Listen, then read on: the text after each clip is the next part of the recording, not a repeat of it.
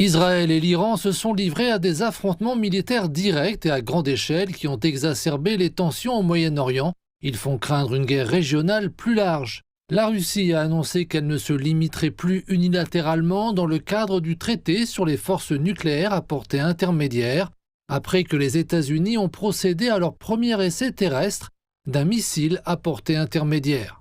Bien que la Palestine et Israël aient conclu un accord de cessez-le-feu, les tensions et les défis humanitaires continuent de compromettre les perspectives d'une paix durable. Les États-Unis, le Japon et les pays européens ont considérablement augmenté leurs dépenses de défense. Le conflit entre la Russie et l'Ukraine s'est prolongé tout au long de l'année, les négociations se trouvant à plusieurs reprises dans l'impasse et aucune avancée n'étant en vue.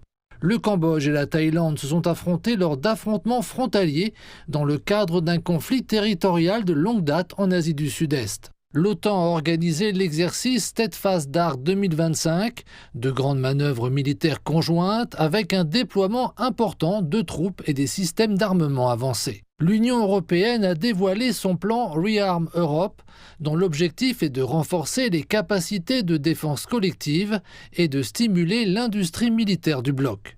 Les ventes mondiales d'armes ont fortement augmenté en 2025, les États-Unis enregistrant leur plus haut niveau d'exportation militaire jamais atteint. Enfin, les combats ont repris entre l'Inde et le Pakistan.